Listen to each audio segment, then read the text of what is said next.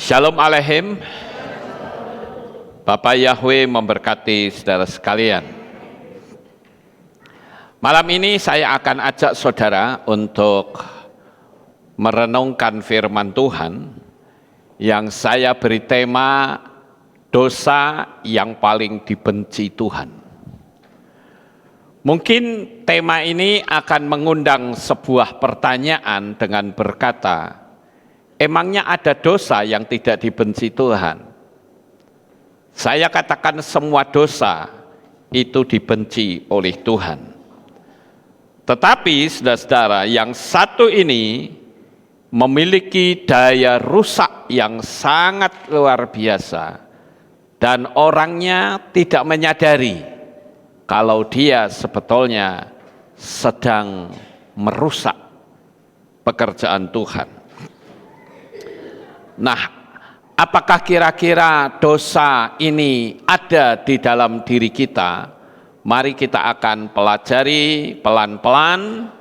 Jikalau ada, kita bisa bertobat, kita bisa lebih sungguh-sungguh dengan Bapa Yahweh.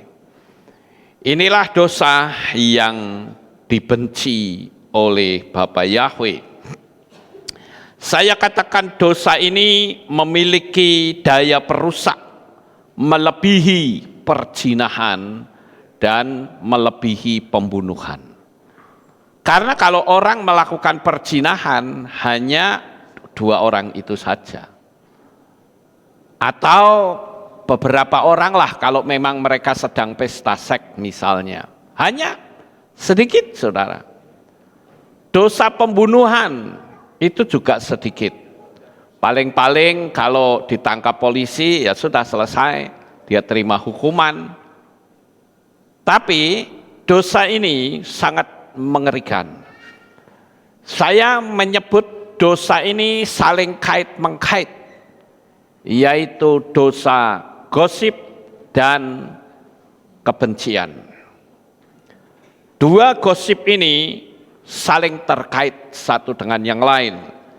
Karena apa, saudara? Karena gosip itu adalah embrio yang menunjukkan karakter seseorang, dan dari gosip saja itu sudah memiliki daya rusak yang sangat hebat. Bayangkan saja saudara-saudara, yang belum lama ini saya counter, ada seseorang yang mengaku ahli dalam dunia alam roh, bahkan dia pandai berbahasa malaikat, dan dia diberitahu oleh Roh Kudus bahwa Lukas Sutrisno itu adalah pemuja Lucifer. Bayangkan saudara, ya, gosip murahan seperti itu orang bisa percaya, ini mengerikan sekali. Dan orang sudah nggak punya daya pikir yang sehat, saudara-saudara. Seharusnya kalau dia itu ngerti, ternyata Pak Lukas pemuja Lucifer. Wah, coba saya mau tanya, bener nggak? Dia tanya, harusnya begini, ya saudara-saudara. Tapi faktanya enggak. Wah, ternyata ketahuan loh. Ya, pemuja Lucifer. Ya, Roh Kudus yang ngasih tahu. Lalu akte baptisannya dirobek-robek. Saya katakan orang ini sudah berbahaya di hadapan Tuhan. Karena apa? Dia melepaskan keselamatan secara mutlak. Dengan merobek akte, itu sama saja tidak mengakui baptisan itu sendiri. Dan bahkan banyak juga yang mempercayai saudara. Saudara bisa lihat sanggahan saya terhadap channel Hidup Bersaksi, ya, yang dikelola dan dijalani oleh orang yang menyebut namanya Febe atau nyebutnya Febi atau Buffet, saudara-saudara. Nah, bayangin orang bisa percaya dengan gosip murahan. kalau jemaat Aleph Tau, saya yakin mereka total tidak akan percaya. Amin. Nah, karena apa? Karena hidup saya ini terbuka dengan jemaat. Saya tidak punya kamar khusus untuk menyembah Lucifer. Saya juga nggak tahu cara nyembahnya Lucifer itu kayak apa. Dan memang saya tidak mungkin mau tahu, saudara. Itu untuk apa saya ikutin kayak begitu? Ya. Jadi saudara yang terkasih, kalau bagi jemaat Aleph Tau, saya nggak pusing. Tapi kalau jemaat netizen yang nggak tahu menau tentang kehidupan saya, mereka langsung akan berkata, waduh, ternyata Pak Lukas ini benar-benar ngaco pemuja Lucifer. Ketahuan lo sekarang alam roh yang menyingkapkan, Roh Kudus yang ngasih tahu. Roh Kudus dari mana, saudara? Roh Kudus kok manggil Tuhannya campur-campur. Bahkan yang katanya sudah ketemu Bapak Yahweh, kok campur-campur. Apa sih yang ditakutkan? Saya nggak pernah ketemu Bapak Yahweh loh. Saya harus akui, tidak pernah ketemu begogok di depan saya dengan cahaya kemuliaannya, tidak pernah. Tapi keberanian saya untuk memberitakan nama Yahweh, tidak ada yang bisa menghambat dengan cara apapun, saudara. Masa orang yang sudah katanya ketemu kemuliaan Bapak Yahweh campur-campur, yang benar aja. Nah, ini saya katakan, inilah gosip murahan. Dan saya katakan jangan saudara pikir orang yang sudah menerima Bapak Yahweh itu aman. Tidak aman, saudara. Karena setan itu akan terus mengintai kita dan berusaha untuk menjebak dan masuk dalam kehidupan manusia. Seberapa kita membuka celah sekecil apapun, dia akan menginjakkan kaki di hati saudara. Jadi saya katakan, jangan pernah saudara berpikir setelah memanggil nama Yahweh itu aman.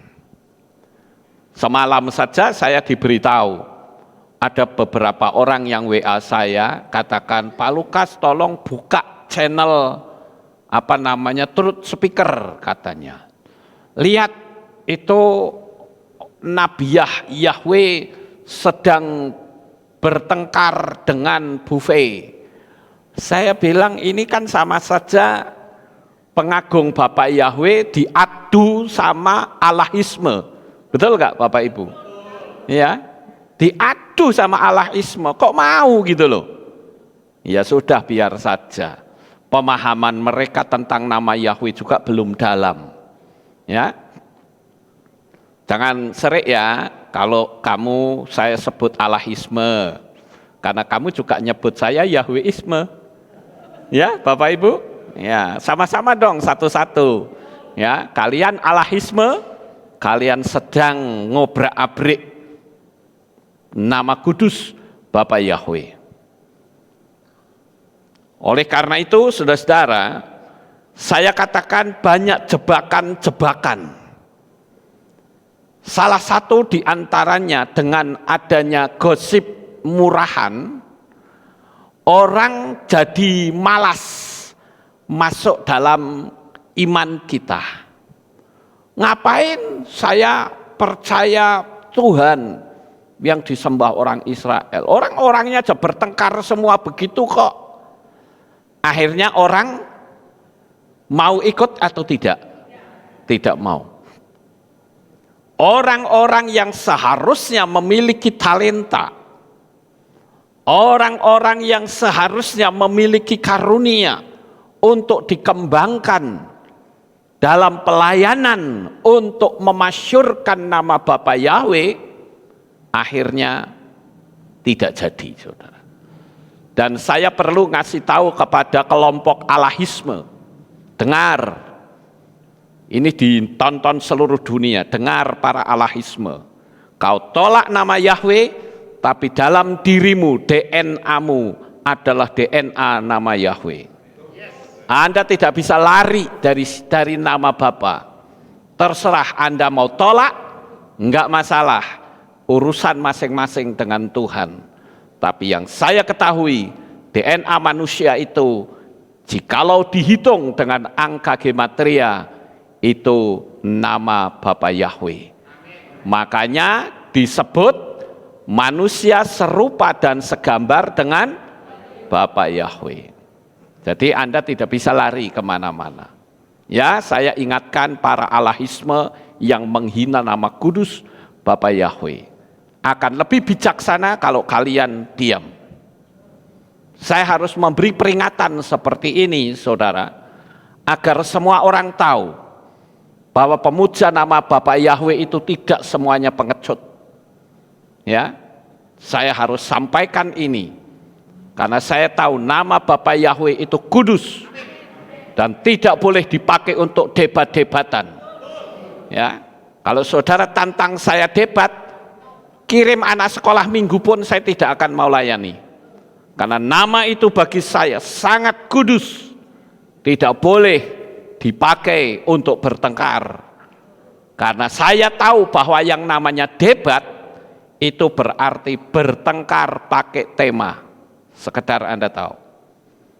Ya. Jadi kalau saya ditantang debat, saya tidak pernah takut. Berantem pun saya berani. Apalagi debat, saudara-saudara. Tapi untuk nama Bapa Yahweh, no. Dia terlalu kudus bagi saya.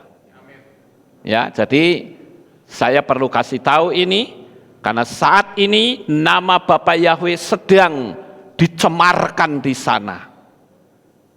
Apakah dengan nama Bapa yang kudus dicemarkan lalu pengikut nama Bapa Yahweh semakin hilang? Tidak. Ya, makin banyak itu iya.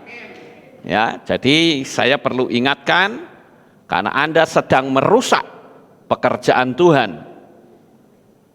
Orang-orang yang memiliki talenta yang seharusnya melayani akhirnya tidak melayani. Dan saya perlu kasih tahu kepada saudara-saudara yang memiliki talenta atau bakat yang Bapak Yahweh berikan kepada saudara dan saudara pendam untuk tidak dibawa dalam pelayanan. Ingat, Anda sedang berada dalam bahaya besar. Saudara pikir dengan memendam talenta itu saudara aman? Tidak, saudara. Mungkin kalau saya ngomong begini, orang selalu jawab, di ayate. Saya tunjukkan, ayo kita buka di dalam kitab Matius atau Matius pasal 25, ayat 18-19, disambung 24 sampai 30. Saya akan bacakan di situ tentang perumpamaan yang Yeshua kasih tahu kepada kita. Matius 25 ayat 18 sampai 19 disambung 24 sampai 30. Namun yang menerima satu setelah pergi menggali lubang di tanah dan menyembunyikan uang tuannya. Dan sesudah sekian lama datanglah tuan hamba-hamba itu dan mengadakan perhitungan dengan mereka. Jadi yang punya satu talenta diapain saudara? Dipendam. Karunia, bakat yang Tuhan berikan itu ditanam di tanah. Sekarang di ayat 24 sampai 30. Dan juga yang sudah menerima satu talenta, seraya mendekat, ia berkata, Tuan, aku mengenalmu bahwa engkau adalah orang yang keras, yang menuai di tempat engkau tidak menabur, dan yang mengumpulkan dari tempat engkau tidak menebar. Dan karena takut, setelah pergi aku menyembunyikan talentamu di dalam tanah. Lihatlah, engkau tetap mempunyai milikmu ini. Namun seraya menanggapi, tuannya berkata kepadanya, hai hamba yang jahat dan malas, Perhatikan kata jahat dan malas. Engkau mengetahui bahwa aku menuai di tempat aku tidak menabur dan mengumpulkan dari tempat aku tidak menebar. Oleh karena itu seharusnya lah engkau menanamkan uangku itu kepada yang menjalankan uang. Dan ketika datang, aku menerima milikku itu beserta bunganya. Sebab itu ambillah talenta itu daripadanya dan serahkan kepada yang mempunyai 10 talenta. Sebab kepada setiap orang yang mempunyai, dia akan diberi dan dia akan berkelimpahan. Namun dari orang yang tidak mempunyai, bahkan apa yang ia miliki, hal itu akan diambil daripadanya. Dan campakkanlah hamba yang tidak berguna itu ke dalam kegelapan yang di luar. Di sana akan ada tangis dan kertak gigi. Saudara yang terkasih, benarkah perumpamaan ini sangat kejam, saudara? Orang kadang berpikir, ini benar nggak sih yang diomongin Yesua? Kalau saya total percaya bahwa apa yang Yesua katakan itu tidak pernah bohong. Kenapa sampai ada orang yang tidak mau melayani, tidak mau mengembangkan bakatnya? Karena dia dikuasai oleh kekecewaan. Dan kekecewaan itu juga mendatangkan kebinasaan. Karena seharusnya orang itu hidup di dunia ini harus tahu bahwa kita di dunia ini disuruh Tuhan untuk melayani kasih-Nya. Kalau saudara lihat orang yang menyimpan talenta ini ke dalam tanah, dia berdalih loh. Dia berdalih, tapi kembali lagi, Tuan pemilik talenta itu nggak mau tahu alasan apapun. Jadi sebaiknya kalau saya mungkin menganjurkan agar saudara tidak dituntut untuk mengembangkan talenta, lebih baik saudara berdoa, katakan begini, Tuhan, angkatlah semua bakat yang saya miliki selama saya hidup ini. Biarlah saya menjadi orang idiot karena saya lepas dari tuntutan-Mu. Karena orang idiot nggak punya kegiatan apa-apa, cuma lolok-lolok saja. Apakah dia akan dituntut Tuhan? Kan tidak. Iya toh saudara? Jadi harus konsekuen. Berdoa saja, Tuhan, angkat semua karunia talenta yang Tuhan beri kepada saya. Buatlah saya menjadi orang yang bodoh, sak bodoh-bodohnya. Karena orang bodoh tidak akan dituntut oleh Tuhan. Karena memang dia tidak bisa, suruh bagaimana. Betul nggak Bapak Ibu? Tapi kalau kita yang punya karunia, punya talenta, punya bakat, dan kita sembunyikan, perumpamaan ini berlaku loh bagi kita. Jadi saya katakan saudara-saudara, dosa ini, dosa ini sangat mengerikan. Saya harus memperjelas.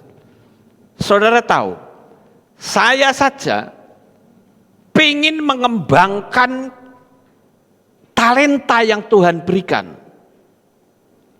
Saya ambil contoh misalnya seperti kemarin saya bikin tulisan Kehilat Alef Tau Magelang. Mungkin saudara yang sering ke pastori pasti sudah tahu ya.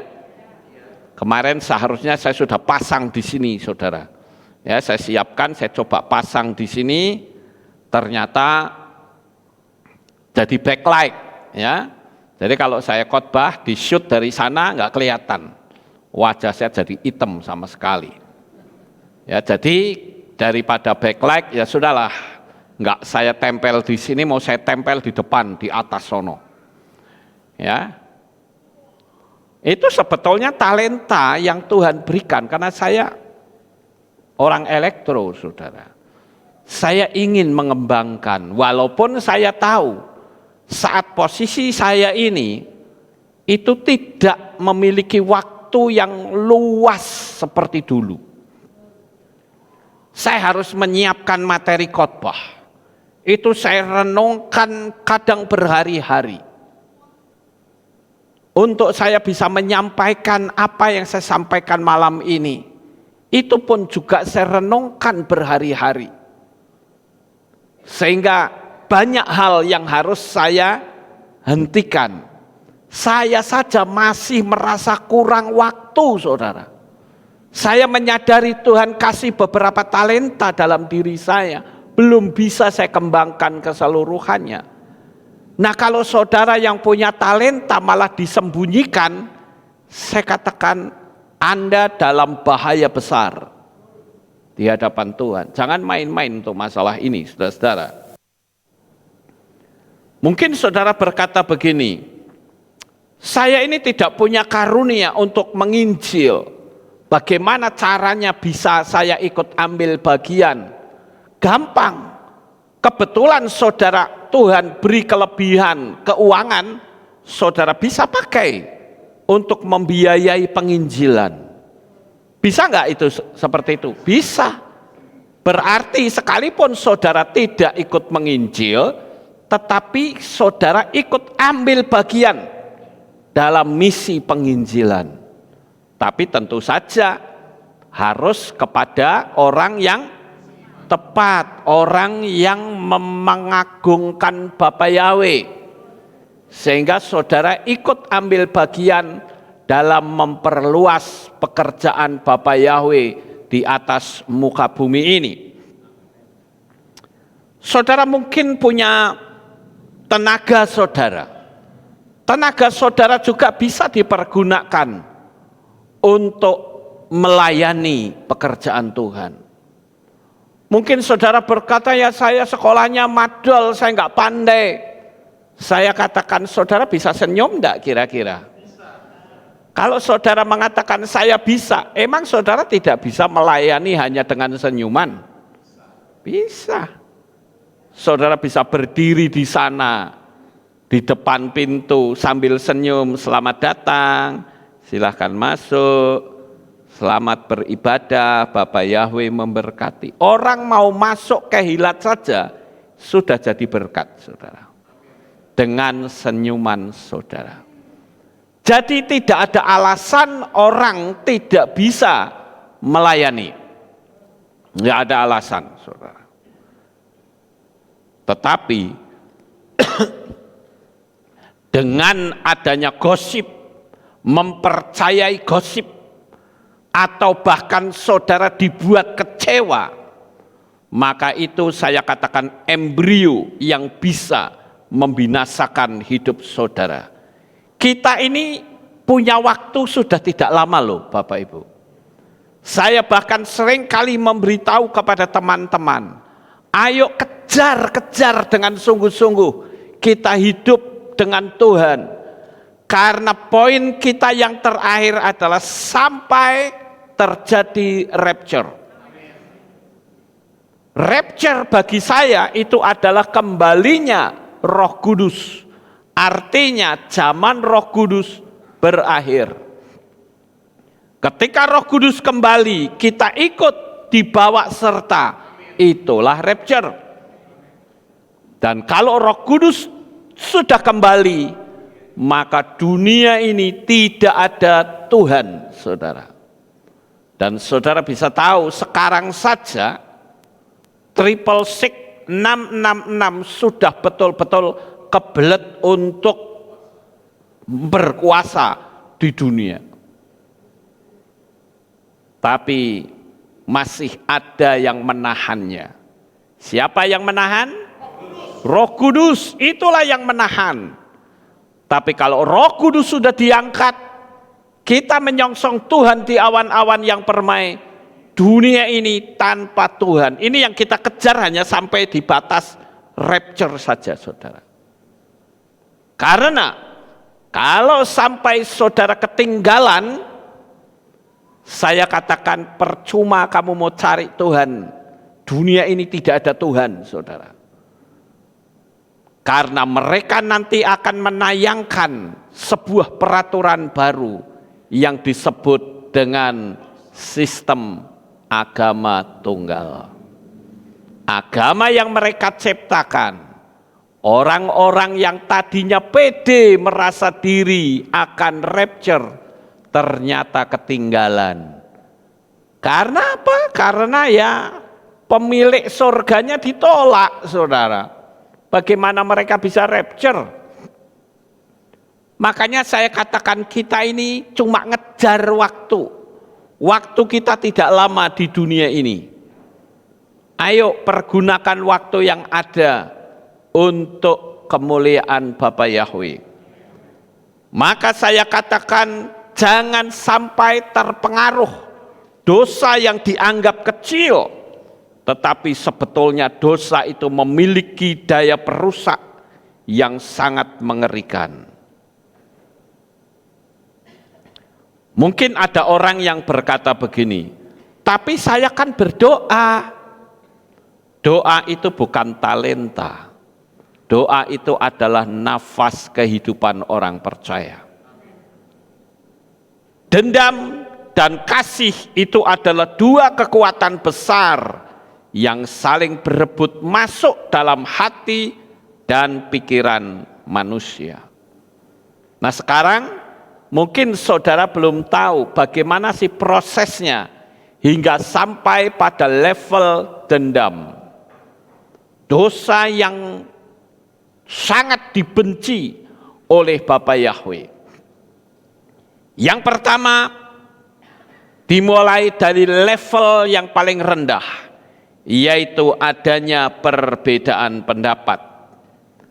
Jikalau ada perbedaan pendapat, masing-masing bertahan dalam kebenarannya sendiri, kebanyakan mereka akan berpisah. Dari tingkat awal Tuhan sudah tidak suka, karena dari sini akan muncul gosip dan nyinyir. Ini saya katakan perusaknya atau daya rusaknya melebihi orang berjinah. Walaupun hanya nyinyir, saudara. Dan orang pede-pede aja nyinyir, saudara. Orang pede-pede aja ngegosip. Padahal kalau ditanya, apakah benar kamu meyakini bahwa apa yang kamu ceritakan itu benar? Wah, saya sih nggak tahu, katanya. Ini parah, saudara. Ya, jadi hari ini ayo kita sama-sama renungkan. Apakah saya termasuk orang yang tukang menggosip? Apakah saya termasuk orang yang disebut lambe turah? Atau menyebutnya mulut ember? Atau sebutan lain telepon gendong? Itu kan sama, ya toh? Nyinyir, gosip, kemudian apa? Lambe turah, ya. Oh, kemudian apa? Oh, mulut ember. Kemudian yang satu apa tadi? Telepon gendong, saudara. Lason hara. Wah, lengkap sudah, saudara-saudara. Posisi Anda di sini, posisimu ada dalam dosa yang sangat besar. Jadi dari tingkat awal saja itu sudah berbahaya. Rabi Shaul memberi peringatan kepada anak didiknya yang bernama Timotius. Di dalam 2 Timotius 2 ayat 17 dikatakan, dan perkataan mereka akan mengalami penyebaran bagaikan kanker. Di antara mereka ada Himeneus dan Filetus. Saudara perhatikan, ucapan seseorang itu bisa menjadi seperti virus kanker, saudara. Kalau kanker itu kan, kalau saudara lihat khususnya seorang perempuan, kalau kena kanker payudara, coba dicek hidup mereka. Pasti diwarnai dengan kepahitan, saudara. Pahit dipendam, terus, neken terus. dan itu akan merusak organ dalam. Tahu-tahu kasih laporan, loh saya kok di sininya ada benjolan. Makin lama makin membesar, makin membesar. Begitu dicek dokter, dokter berkata, kanker Anda sudah stadium 4, stadium akhir. Sudah nggak bisa buat apa-apa lagi, saudara. Hanya tinggal tunggu waktu, karena virus kanker itu akan terus menyebar ke seluruh tubuh manusia. Sama seperti gosip. Gosip juga menjadi virus yang merusak. Makanya Paulus memberitahu kepada anak didiknya dengan berkata, dan perkataan mereka akan mengalami penyebaran bagaikan kanker, saudara. Hati-hati. Kanker sampai hari ini belum ada obatnya, kecuali mujizat saja. Inilah yang saya menyebut dengan istilah silent killer atau pembunuh yang diam. Dia diam tapi membunuh.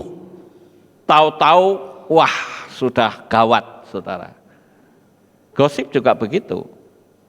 Ya. Oleh karena itu, saudara, tingkat awal dari kebencian saja itu sudah sangat berbahaya di hadapan Tuhan. Setelah terjadi beda pendapat, itu tingkat awal. Tingkat berikutnya apa? Muncul kemarahan. Baik secara langsung maupun dipendam dalam hati. Di sini unsur emosi mulai bekerja. Ada yang langsung ngamuk dan ada yang ambil sikap mendiamkan. Ada yang melontarkan kutuk dan kata-kata kasar penuh hujatan. Kemarahan itu levelnya naik lebih tinggi satu tingkat. Kalau kita sudah belajar hukum Loa, jikalau saudara memiliki kemarahan, saya jamin hukum law of attraction saudara akan gagal total. Karena kemarahan itu akan nge-grounding. Energi yang harusnya naik, begitu marah dia langsung nge-ground. Saudara tidak akan bisa meraih apa yang menjadi cita-cita saudara. Sekaligus di poin ini saya memberitahu, bagi saudara yang akan mempraktekkan hukum Loa, selesaikan dulu emosi ini. Kenapa Yesua berkata, kalau kamu mau berdoa, kamu mau menghadap aku, selesaikan dulu dengan saudaramu. Masalahmu selesai, ketemu aku. Pasti mujizat itu terjadi.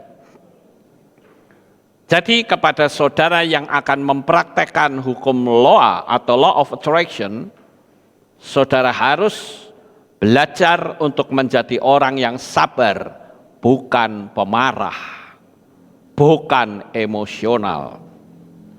Sekarang levelnya saya naikkan lagi, saudara.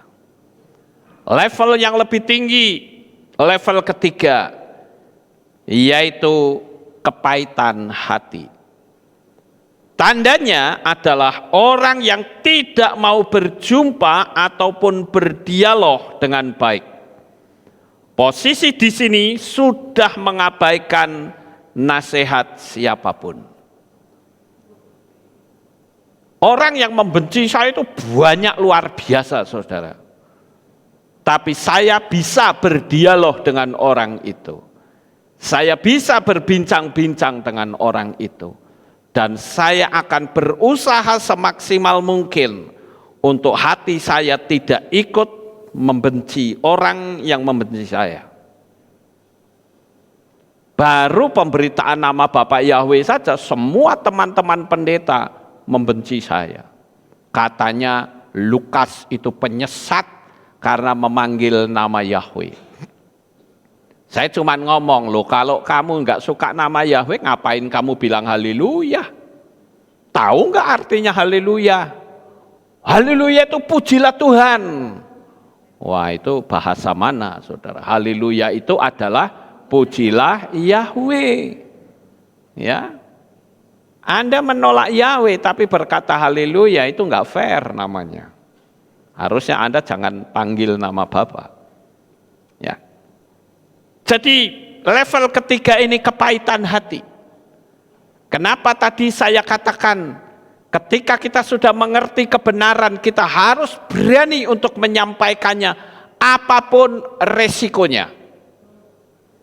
Apalagi terhadap nama kudus Bapa Yahweh, mati dan hidupmu ada di situ. Karena firman Tuhan katakan barang siapa memanggil nama Yahweh akan diselamatkan. Lah kalau memanggil bukan nama Yahweh, ya pikiran dewe, saudara. Ya. Kita sebagai anak-anak Bapa Yahweh itu punya logika, punya pola pikir. Jadi jangan sampai saudara berpegang kepada gengsi yang akan membinasakan kehidupanmu. Karena sekarang ini nama Bapa tidak semakin berkurang, sekalipun penghujatnya begitu banyak. Tetapi apakah saya jadi membenci dengan penghujat nama Bapa? Tidak. Di hati saya justru kasihan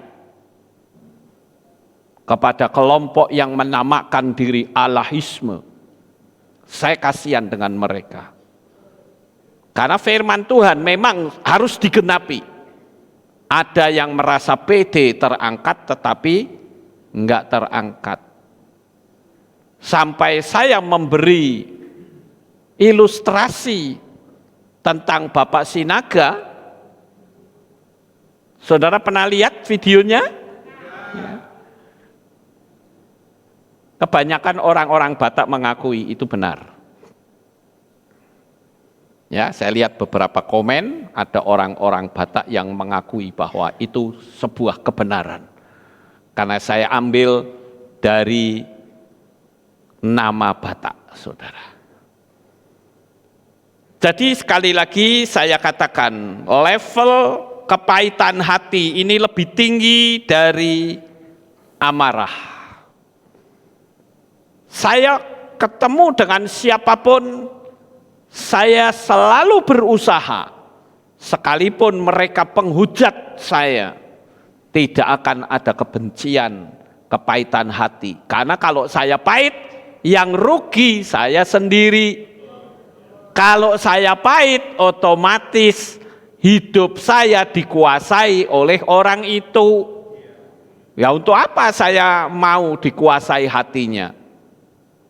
Karena saya tahu bahwa perjalanan hidup saya itu tidak sendiri kok, tapi bersama dengan Bapa Yahweh, Yeshua HaMashiach dan Roh Kudus. Kita masing-masing menjalani kehidupan ini dengan baik. Ya, Bapak Ibu. Jadi coba sekarang kita lihat di posisi yang ketiga ini. Apakah benar kita masih bisa berdialog, bersenda gurau dengan orang yang membenci kita? Kemudian levelnya saya naikkan lebih tinggi satu tingkat lagi. Karena kepahitan hati itu tidak berhenti sampai di situ, tetapi naik yang disebut dosa yang paling dibenci Tuhan, yaitu dendam. Inilah sampai pada puncaknya. Di sini unsur pembunuhan itu muncul. Baik membunuh secara karakter dengan melancarkan fitnah maupun membunuh secara fisik. Ini juga merupakan virus mematikan karena posisi di sini Tuhan kadangkala sudah dilibatkan. Saya akan tunjukkan salah satu dosa yang paling dibenci Tuhan, yaitu dendam. Di dalam kitab Lukas 4 ayat 13,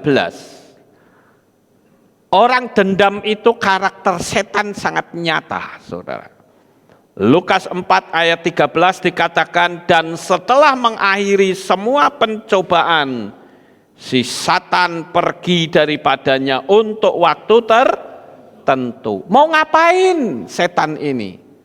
Dia akan terus cari kesalahan Yesua. Tapi sayang sekali, Yesua dicari kesalahannya tidak didapat. Lah kalau tidak didapat, yang paling mudah untuk mencari kesalahan adalah murid-muridnya Yesua. Amin, Bapak Ibu. Jadi murid-muridnya Yesua inilah yang akhirnya menjadi sasaran empuk. Bahkan ketika Yesua disalib pun, mereka masih teriak-teriak dengan segala kebenciannya. Dan Yesua tidak pernah membalas dengan ucapan kutuk. Padahal kalau Yesua mau melakukan, selesai hidup mereka. Tapi Yesua tidak melakukan itu. Yesua justru berdoa untuk mereka yang menganiaya. Dia katakan, mereka tidak tahu apa yang mereka perbuat. Nah, ini yang saya katakan salah satu sifat setan yang paling nyata dalam kehidupan manusia adalah dendam. Ketika kebencian telah menyelingkupi mata hati seseorang, maka saya katakan sebaik apapun, sebesar apapun kebaikan yang ditonjolkan, akan selalu salah di mata orang itu. Sampai di sini paham Bapak Ibu? Jadi saudara mau melakukan kebaikan segede apapun, ketika saudara ketemu dengan orang yang benci, orang yang dendam, kebaikanmu tidak akan ada artinya sama sekali.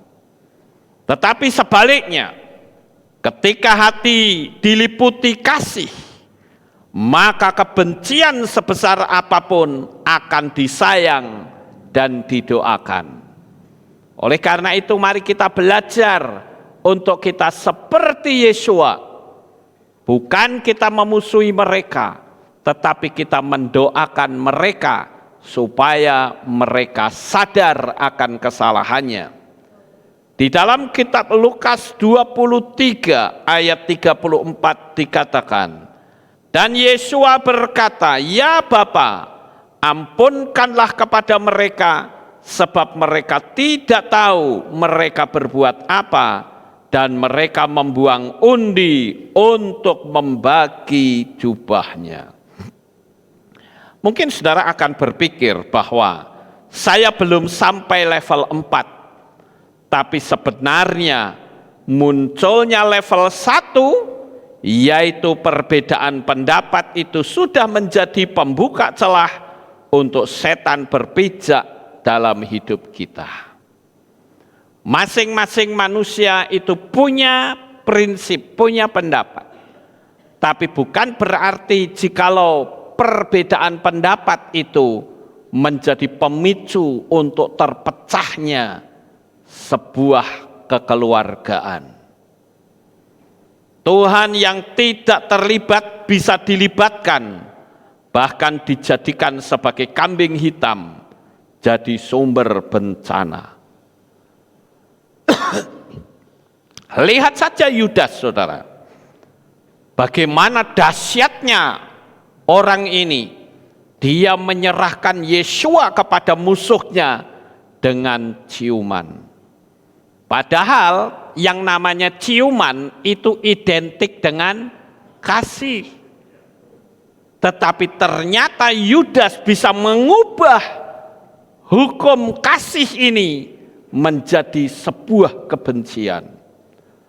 Matius 26 ayat 22 dikatakan, dan dengan hati yang sangat sedih berkatalah mereka seorang demi seorang kepadanya, bukan aku ya Tuhan. Ini saya kutip dari terjemahan Lembaga Alkitab Indonesia. Ini ketika mereka sedang berbincang-bincang untuk melakukan perjamuan malam terakhir atau yang dikenal dengan The Last Supper. Yesua berkata, salah satu dari kalian akan menjadi pengkhianat, akan menyerahkan aku.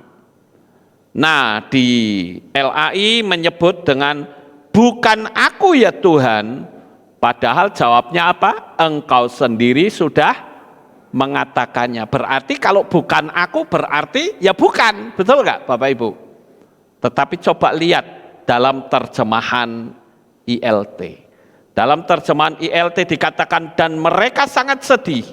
Mereka masing-masing mulai berkata kepadanya, akukah itu Tuhan? Akukah itu Tuhan? Ini Yudas ngomong, saudara. Akukah itu Tuhan? Tuhan ngomong, kamu sendiri sudah mengatakannya. Jadi terjemahan yang paling tepat yang mana? ILT, saudara. Karena kalau kita lihat di LAI berarti akukah itu bukan aku ya Tuhan, karena Tuhan ngomong apa? Engkau sendiri sudah mengatakannya. Berarti ya bukan gitu loh. Ya, tapi kalau ILT mengatakan itukah aku Tuhan? Tuhan bilang kamu sendiri sudah mengatakannya. Berarti memang dia, dan Yesua sudah tahu, saudara. Nah, ini yang saya katakan embrio.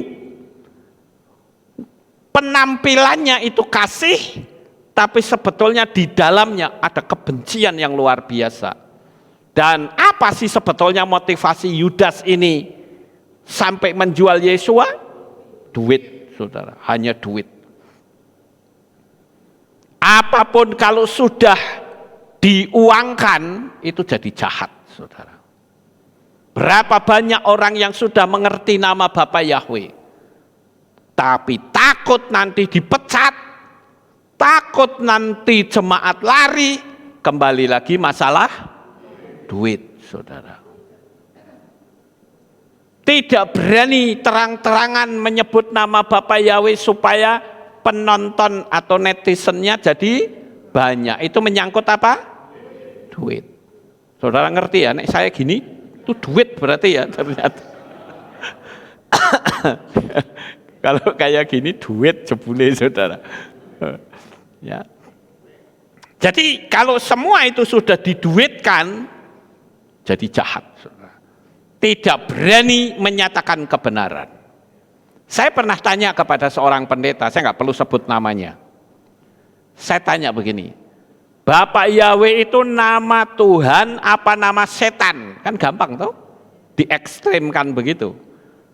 Oh benar Pak, itu nama Tuhan. Kok kamu tidak memberitakan? Ya saya begini, baru jawabannya muter-muter, bikin pusing 7 keliling, saudara. Jadi kita sebagai anak-anak Bapa Yahweh harus saklek. Kita tahu kebenaran, kita sampaikan, apapun resikonya. Ditinggal lari jemaat, ya nggak apa-apa. Tapi kebenaran bisa sampai. Amin. Saudara pikir saya juga tidak ada pergumulan dulu waktu saya mengerti nama Yahweh? Ada. Awas loh, kalau kamu panggil nama Bapa Yahweh nanti jemaat lari. Wah, pendapatannya jadi berkurang. Kalau bisnis ya kita rugi.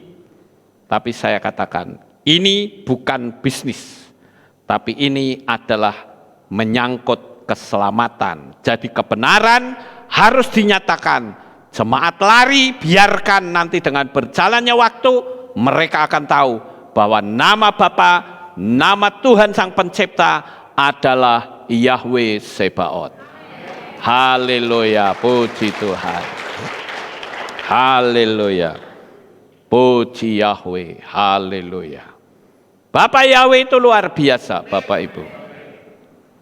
Kita sebagai anak-anaknya selalu berkata haleluya, haleluya. Haleluya itu kan pujilah Yahweh, saudara. Ya. Kegelapan tidak dapat menghalau kegelapan. Hanya cahaya dapat melakukannya. Benci tidak bisa mengusir benci, hanya cinta yang dapat melakukannya. Kalau saudara berurusan dengan orang yang membenci, apakah dengan saudara balik membenci, urusan selesai? Tidak. Kalau saudara berhadapan dengan pembenci, saudara harus hadapi dengan hukum kasih. Baru kemenangan ada pada diri saudara. Karena konsep firman Tuhan itu berbeda dengan konsep dunia. Kalau konsep dunia, ngalah itu berarti kalah. Tapi konsep Tuhan, ngalah itu berarti menang. Itu yang harus saudara ketahui. Ada seorang yang bernama Henry Emerson Fosdick. Dia mengatakan demikian. Membenci orang adalah seperti membakar rumah Anda sendiri untuk menyingkirkan tikus, saudara. Ini yang ngomong bukan saya loh, jangan tersinggung ya. Ya, saudara, saya cuma bacain aja. Ya. Henry Emerson Fosdick, dia katakan, kalau saudara membenci orang, itu sama saja seperti saudara itu membakar rumah saudara sendiri untuk menyingkirkan tikus. Artinya apa? Kebodohan. Rumah saudara kemasukan tikus nih, wah keluyur, tikusnya gede.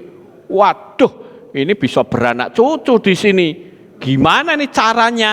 Harusnya pakai racun atau pakai perangkap. Tapi karena saudara bodoh, tikus itu kalah sama api, bakar saja rumahnya. Yontek bareng, saudara. Iya, diomong bodoh, nggak mau. Iya toh? Nah itu kalau orang membenci itu ibarat seperti membakar rumah sendiri untuk ngusir tikus, ya. Kemarahan saja sudah membuat auramu menjadi gelap, dan tentu saja hal ini akan mempengaruhi tingkat kehidupan saudara. Ekonomimu akan terganggu. Buktinya ekonomi saya stabil kalau Anda tidak membenci, lebih dari stabil. Tapi akan jauh lebih tinggi. Amin. Ya. Orang-orang yang memiliki mental yang lemah akan bisa menjadi pemicu bagi masuknya dosa yang paling dibenci oleh Tuhan. Oleh karena itu jangan bermental lemah. Nah kalau ngomong mental lemah, saudara pasti akan tanya ya, orang yang mentalnya lemah itu macam seperti apa? Saya menemukan beberapa hal. Ya jadi kalau ini dikembangkan kok jadi kemana-mana ya Bapak Ibu, kita bisa makin ngerti. Wah kita mesti hati-hati. Nah saya akan tunjukkan tanda-tanda orang yang bermental lemah. Yang pertama adalah takut sendirian. Saudara bepergian, pinginnya bareng, ya. Menjalankan usaha, pinginnya ada temannya, kongsi-kongsian lah. Tapi ternyata yang terjadi malah berakhir dengan perpecahan. Ngelamar kerjaan nggak berani menghadapi sendiri, saudara. Apalagi menghadapi masalah. Orang yang takut sendirian ini saya menyebut orang yang minder. Saudara tahu siapa orang yang paling minder? Saya. Saya dulu orang yang mudah minder, saudara. Karena apa? Saya tahu sekolah saya gagal. Sehingga kalau saya mau menghadap orang, saya pikir, aduh, mereka kok orang pinter, aku orang bodoh. Tapi setelah saya tahu kebenaran firman Tuhan, ternyata tiap-tiap manusia memiliki kelebihan masing-masing. Dan kita tidak perlu memvonis diri, menyalahkan diri sendiri, aku orang bodoh, aku orang gagal. Saya katakan engkau harus melihat kelebihan dalam dirimu sendiri. Tiap-tiap manusia kita semua punya kelebihan masing-masing. Tidak peduli saudara orang tua, tidak peduli saudara orang muda, tidak peduli Anda yang bertitel rentengan, tidak peduli saudara yang tidak bertitel, semua manusia diberi kelebihan yang sama. Orang titelnya rentengan, profesor, doktor, macam-macam. Suruh masak nggak bisa, saudara. Katanya kamu dokter, masak nggak bisa. Ya nggak bisa lah, bang, bukan bidangnya. Sama bukan? Tiap-tiap manusia itu sebetulnya memiliki kemampuan masing-masing. Bahkan saya berani berkata, orang punya titel, ini setelah saya pelajari ya saudara, orang punya titel S1, S2, itu sebetulnya hanya bikin apa? Artikel.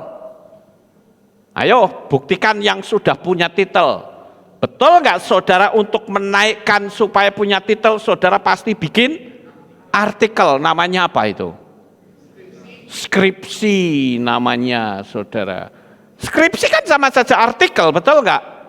Nanti diajak debat sama guru pembimbingnya. Kan begitu, begitu menang ya sudah, kamu selesai. Tok, kamu naik titel satu lagi. Nek titelnya 3 berarti dia sudah pernah bikin 3 skripsi, 3 artikel. Lah saya tak pikir-pikir saya sudah berapa puluh artikel ya. Berarti titel saya sudah rentengan loh saja nih saudara. Betul nggak? Ya. Tapi bagi saya titel itu nggak saya butuhkan. Yang saya butuhkan, saya jalani hidup ini sukses untuk kemuliaan Bapa Yahweh. Itu saja. Ya. Loh, saya mau tanya nih sekarang, jawab jujur. Saya ngomong tadi orang dapat titel itu bikin skripsi, bener apa enggak sih? Bener kan? Nah itu. Makanya dulu saya kalau lihat orang bertitel itu terkagum-kagum, saudara. Ya bener, saya terkagum-kagum. Wah kok bisa ya orang titelnya ada 3, ada 4. Ya kok hebat ya sekolahnya. Setelah tak pelajari, oh cuman gawe artikel.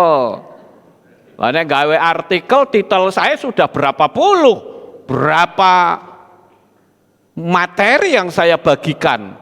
Ya. Tapi buat saya itu tidak memiliki arti. Yang memiliki arti adalah ketika saya hidup di dunia ini, pergunakan hidup ini untuk memuliakan Bapa Yahweh. Itu baru benar saudara. Percuma titel rentengan di nama Bapak Yahweh siapa? Hamba ora ngerti. Lah untuk apa sekolah panjang-panjang lama-lama tapi nama Bapak saja nggak ngerti? Kasihan amat. Sekolahnya lama, nama Bapak saja tidak ngerti. Oh saya ngerti. Ngerti kok tidak mau pakai. Ayo. Kalau dia ngerti berani dong nyampein. Ya Bapak Ibu. Oke, itu yang pertama. Takut sendirian. Yang kedua, orang yang bermental lemah, yang mudah disusupi oleh dosa-dosa itu adalah orang yang mengasihani diri sendiri. Kita hidup di dunia ini harus siap menghadapi tantangan. Selalu berusaha semaksimal mungkin, sekalipun banyak keterbatasan dan rintangan. Bertekadlah untuk menjadi pribadi yang berguna bagi lingkungan sekitar. Jangan mudah menyerah. Amin. Saya suka lihat ya orang-orang yang sukses di dunia ini, itu kadang ngomong apa? Dia ngomong apa yang dia ucapkan itu bukan orang yang mentalnya lemah, saudara. Orang yang mentalnya kuat. Orang yang mentalnya lemah itu adalah yang menganggap kekalahan itu sebetulnya bukan kekalahan, ya. Jadi kemenangan tetapi dipikir kekalahan. Saya ingat ucapannya Bruce Lee. Defeat is not defeat unless accept it as your reality in your mind. Ngerti maksudnya? Kekalahan bukanlah sebuah kekalahan, kecuali kalau kamu masukkan di dalam pikiranmu bahwa itu sebuah kekalahan. Maksud enggak, saudara? Kekalahan itu bukan sebuah kekalahan. Orang berantem, kalah. Bisa enggak dia meningkatkan prestasinya? Bisa. Tapi kalau belum apa-apa saja sudah ngaku kalah, ya sudah. Makanya kita sebagai anak-anak Bapak Yahweh, kita mesti menyadari, ya, jangan mudah menyerah. Kemudian yang ketiga, ini yang sering saya lihat, saudara, dan itu banyak di anak-anak Tuhan. Yang ketiga apa? Orang yang mentalnya lemah, yaitu orang yang mudah ngambek dan gampang tersinggung,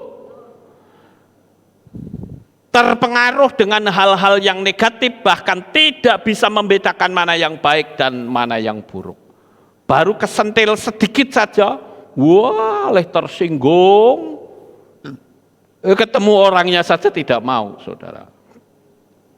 Orang-orang yang seperti ini, yang saya sebut mentalnya lemah. Dan orang yang bermental lemah, orang yang gampang ngambek, gampang tersinggung, itu adalah orang yang mudah dimasuki oleh dosa yang dibenci oleh Tuhan. Sekarang yang keempat, orang yang mentalnya lemah adalah orang yang terus-menerus mengulang kesalahan yang sama. Kalau saudara lihat, Raja Daud itu banyak sekali melakukan dosa, tapi dia tidak pernah melakukan dosa untuk yang kedua kali. Dia dosa ini, dia tidak melakukan dosa yang sama. Dia memang kejebak di tempat-tempat yang lain lagi.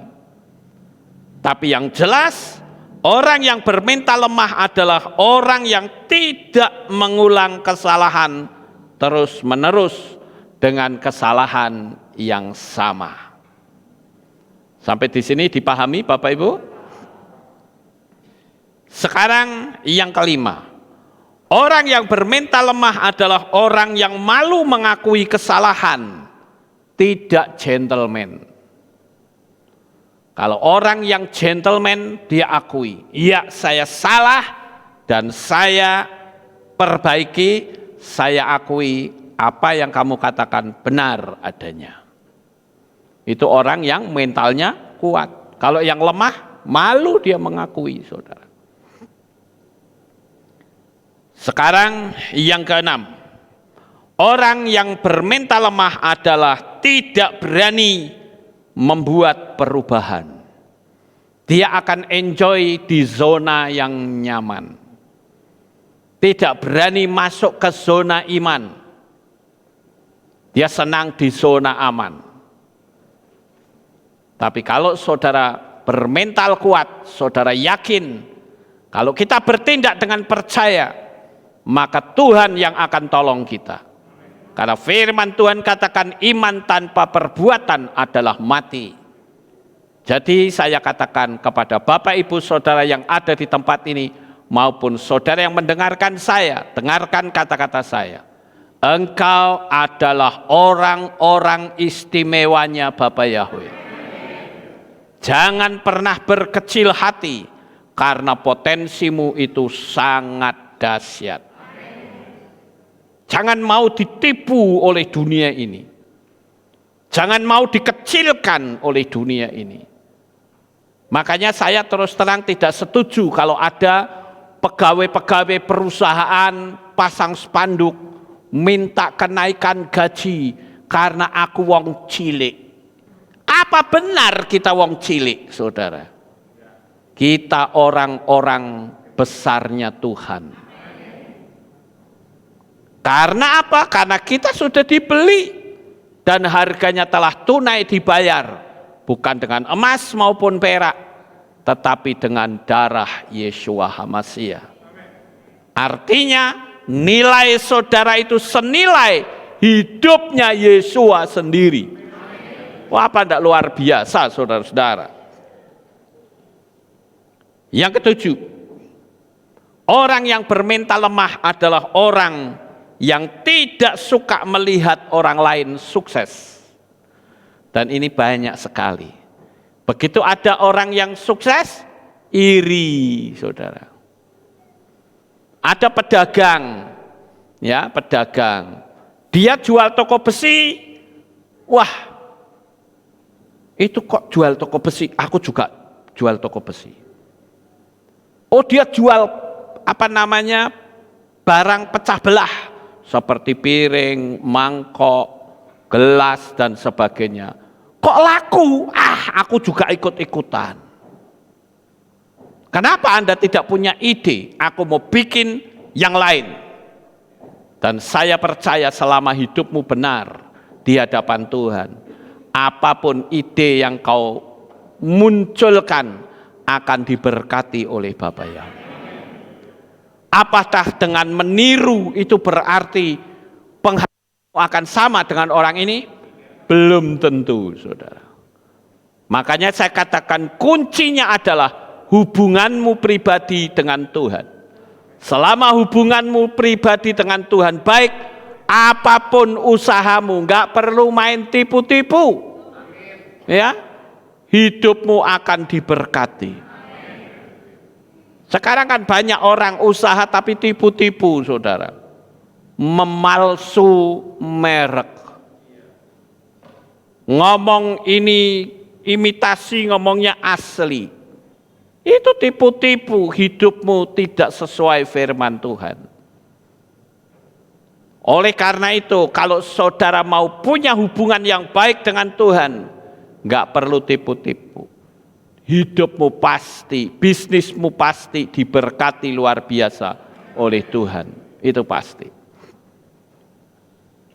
Kemudian yang ke-8, orang yang mentalnya lemah adalah orang yang hanya ingin hasil yang instan. Itu terbukti ada beberapa orang yang ngomong sama saya begini, ayo Pak Lukas enak, jemaatnya gede, banyak gerejanya gede. Ya Anda kan taunya sekarang, saudara. Iya toh? Kalau saudara mau lihat bagaimana saya pertama masuk Magelang, mungkin Anda juga tidak mau. Iya kan? Jadi jangan sampai saudara berpikir, oh Pak Lukas bisa, aku pun pasti bisa. Enggak salah, tapi harus tahu adanya proses di situ. Orang bikin mie instan saja tetap berproses. Iya kan? Nggak mungkin kan saudara buka bungkus mie instan kemudian langsung dimakan krauk-krauk, begitu kan tidak, saudara. Iya kan? Harus digodok dulu, bumbunya ditawur-tawur ke dulu, ya kan? Harus ada proses. Wong ini menjalani hidup kok nggak mau proses. Justru dengan kita berproses, kita akan menjadi expertnya, akan menjadi ahlinya, saudara. Ditanya apa saja pasti bisa. Karena Anda sudah memasuki ngalami proses. Seperti dulu pada waktu saya ke Israel pertama tahun 96. Saya ingat ada teman-teman saya yang bilang gini, wah Pak Lukas ini kok apa saja kok dimakan kok bisa ya, kami nggak bisa makan Pak, itu makanan gak enak, kecut gini macam-macam, saudara. Pasti Pak Lukas akan dibawa Tuhan untuk masuk dalam penderitaan. Saya jawab, Anda keliru. Justru saya dari penderitaan, maka saya bisa makan apa saja. Ya, itu kan makanan Israel kan rodok kecut-kecut, saudara. Nggak enak lah dibanding sama masakan Indonesia, masih enak masakan Indonesia. Ya. Jadi kita harus jangan berharap untuk dapat secara instan. Sekarang yang terakhir, saudara. Orang yang bermental lemah adalah orang yang mudah lari dari tanggung jawab. Hutang nggak bayar, menunda-nunda waktu, Maka saya katakan, jadilah pribadi yang selalu konsisten ketika menekuni satu bidang. Percayalah bahwa engkau tidak sendiri, tetapi bersama dengan Tuhan. Jangan izinkan mental-mental tadi ada dalam dirimu, sehingga tidak ada dosa yang keji di hadapan Tuhan yang masuk dalam hidup saudara. Sukses besar untuk saudara. Bapak Yahweh memberkati. Haleluya. Kita tunduk kepala, kita akan berdoa. Kami mengucapkan terima kasih dan syukur kepadamu ya Bapa. Malam hari ini kami bersama-sama telah mendengarkan renungan firman-Mu. Biarlah apa yang kami renungkan kami boleh tanamkan di dalam hati kami. Tutup bungkus dengan kuasa-Mu.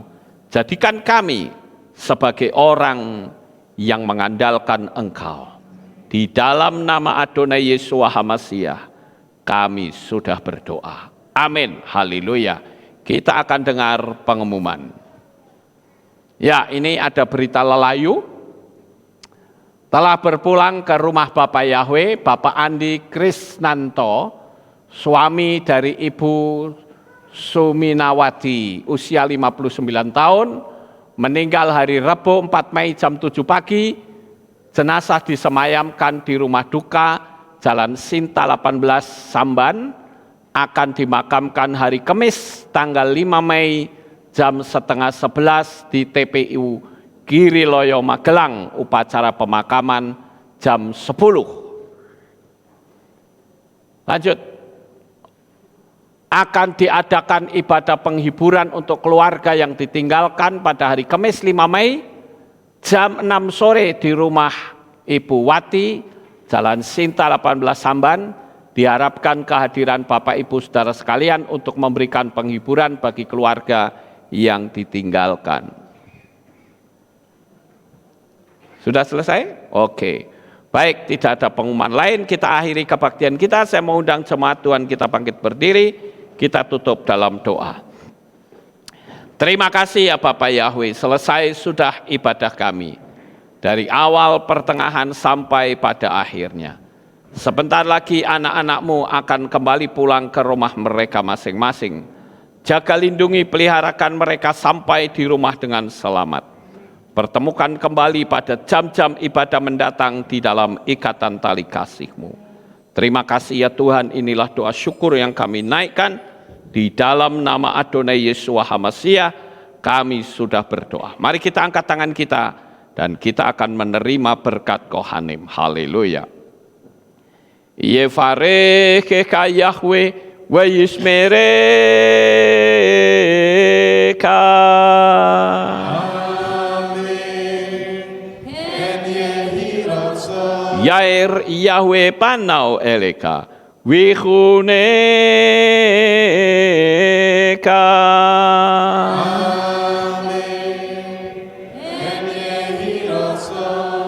Yesa Yahweh panau eleka wa yashem lecha shalom.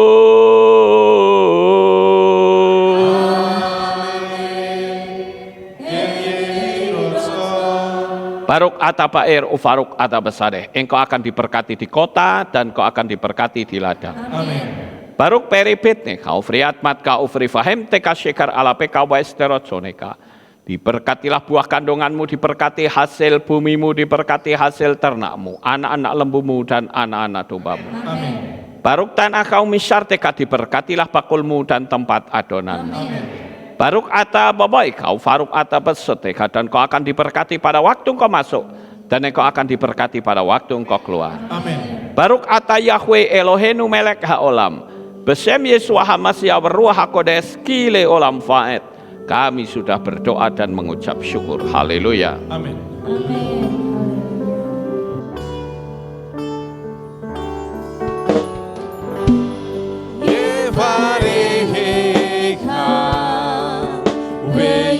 Name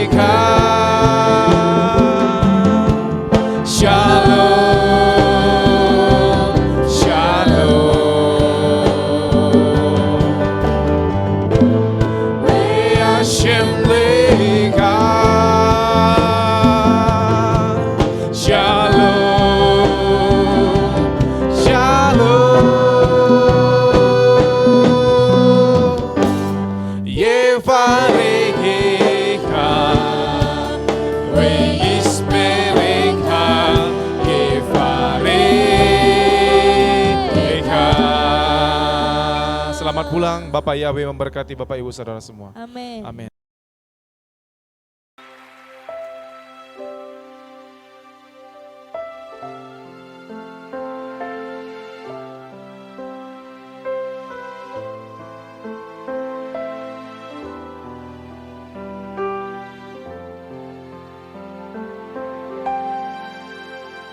Yeshua, ku datang bersujud dan menyembah di hadapan-Mu. Ku berserah penuh. Yeshua, ku puji segala perbuatan-Mu yang ajaib bagiku, bagi hidupku. Nama-Mu Yeshua yang telah selamatkanku. Kau berikan hidupmu disiksa bagiku. Nama-Mu Yeshua yang ubah hidupku, cara hidup lamaku menjadi baru.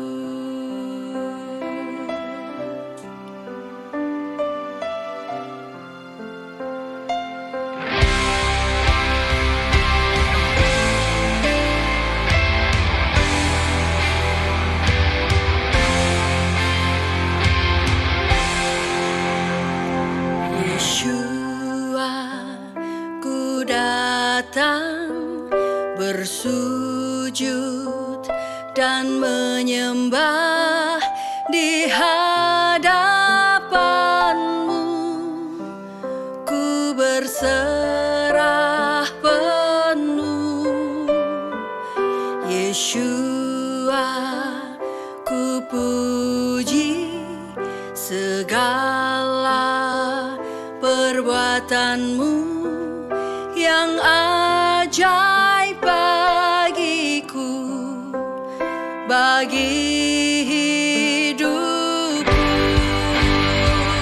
Nama-Mu Yeshua yang telah selamatkanku.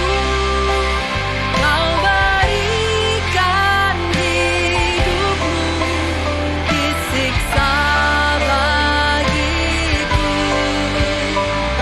Nama-Mu Yeshua yang ubah hidupku, cara hidup lamaku menjadi baru. Nama-Mu Yeshua yang telah selamatkanku, telah mati hidup lamaku, ku lahir baru.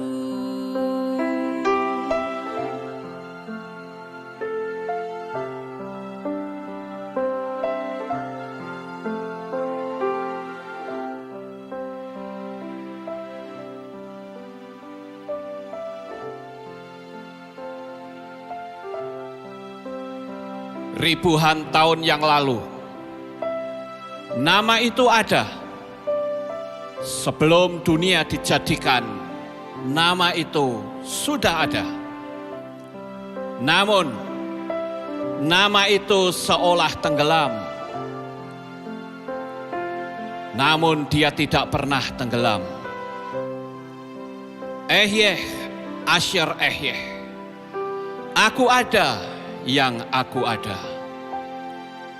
Dia ada untuk memberikan keselamatan. Dia ada untuk membawa kita kehidupan. Dia ada dari kekal sampai kekal. Dia Elohim Abraham, Yitzhak dan Yakov. Dia Elohim Israel. Dia juga Elohim atas Indonesia. Dia Elohim yang memulihkan Israel. Dia Elohim yang memulihkan Indonesia. Diberkatilah Israel. Diberkatilah Indonesia. Di dalam kitab Yesaya pasal 43 ayat yang ke-11, di dalam bahasa Ibrani dikatakan, Anoki Anoki Yahweh wa ein mibal adai Mosia. Akulah Yahweh dan tidak ada juru selamat selain aku. Namanya adalah jaminan keselamatan. Namanya yang membebaskan kita. Namanya yang membuat kita menjadi selamat. Namanya Yahweh, Elohim keselamatan kita. Haleluya.